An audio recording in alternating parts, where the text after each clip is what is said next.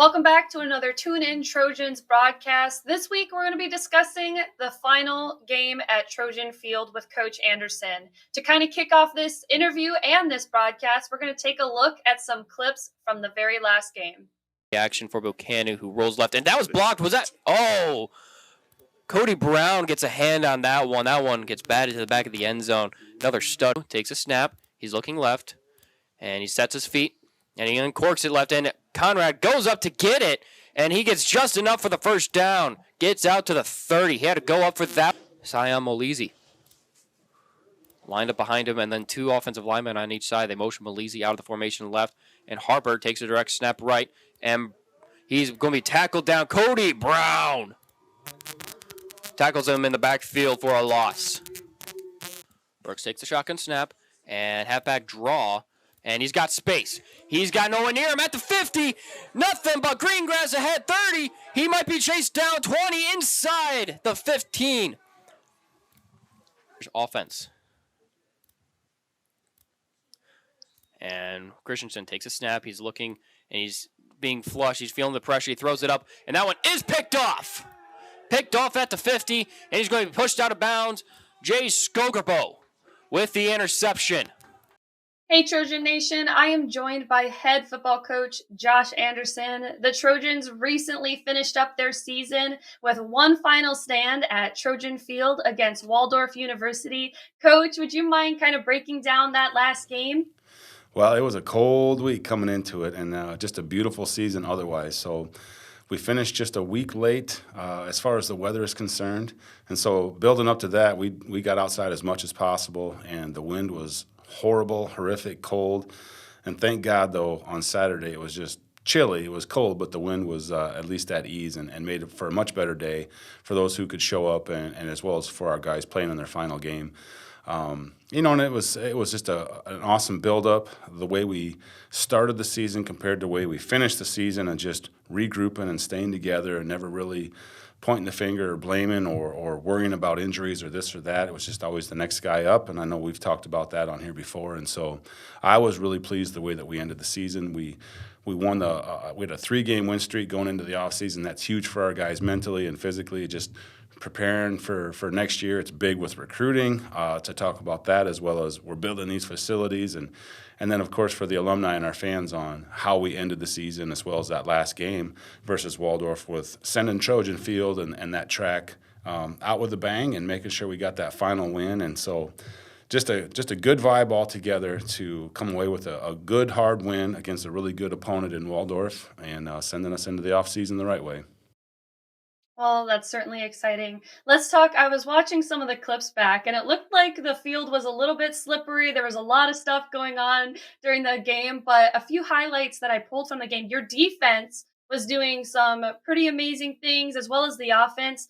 What were some key highlights of that last game for both sides?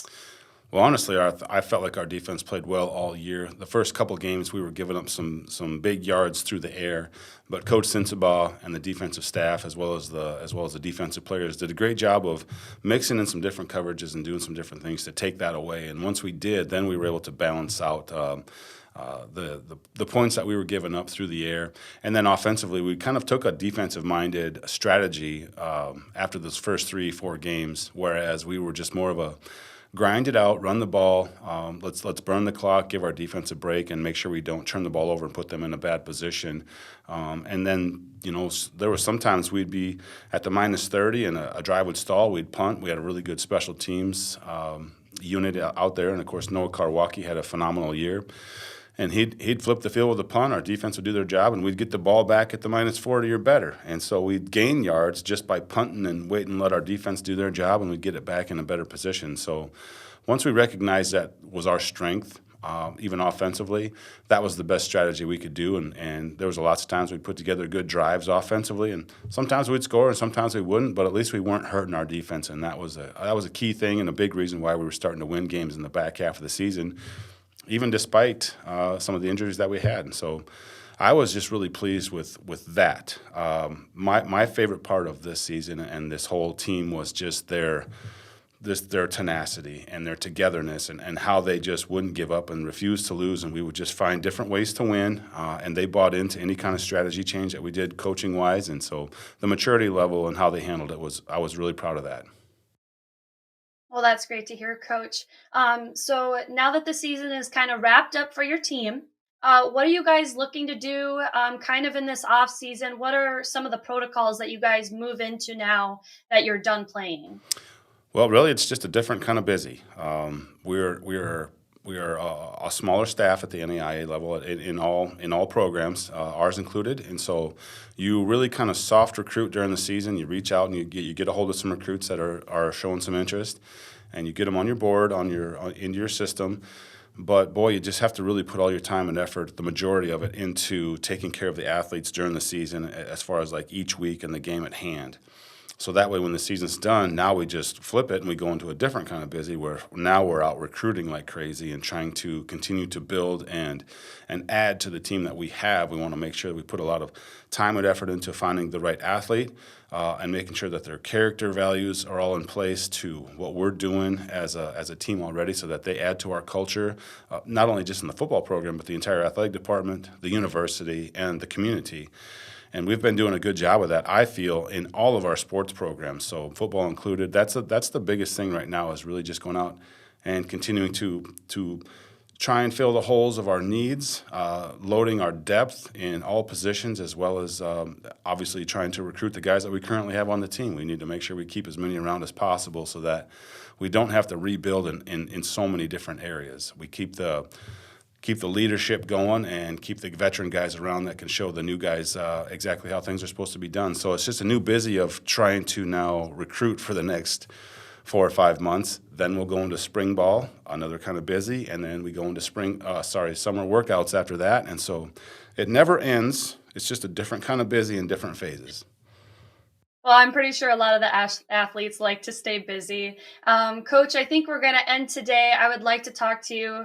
It is kind of a big thing since we recently just had the last game at Trojan Field. I would love to hear some of your favorite memories. You've been with the Trojan team for quite some time, so I'm pretty sure you have a couple of good ones. I certainly do. I mean, just the first play of this season itself, starting off the season with a home run with Zach Brooks to Tice Ortman, and scoring that first play on offense against Dakota Wesleyan, and it was a big game, and getting out to a big start right away. That was one. We had some big comebacks in the past, but boy, you know, a lot of the memories are kind of associated with Dakota Wesleyan.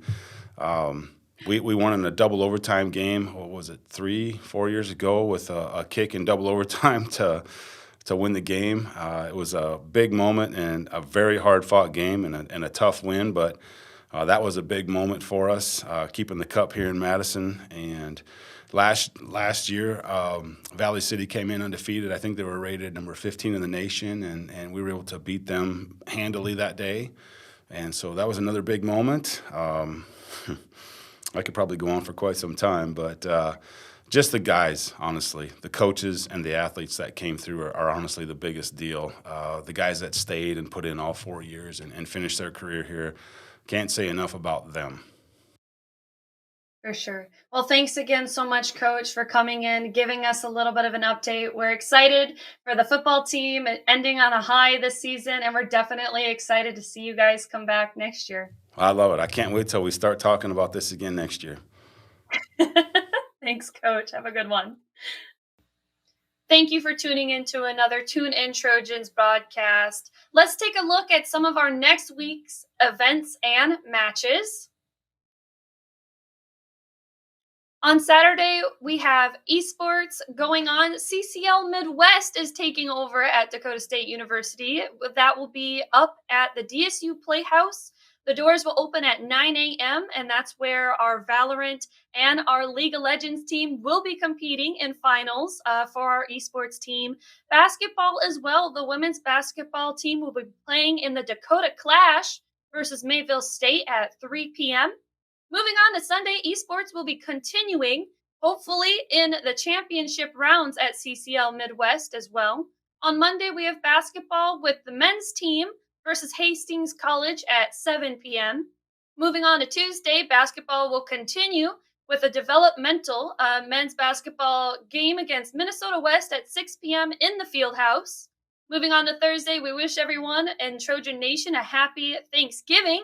And then on Friday, men's basketball will continue against Rocky Mountain College at 6 p.m. And on Friday, as always, is when we will have a Tune In Trojans broadcast ready to be featured for everyone on YouTube.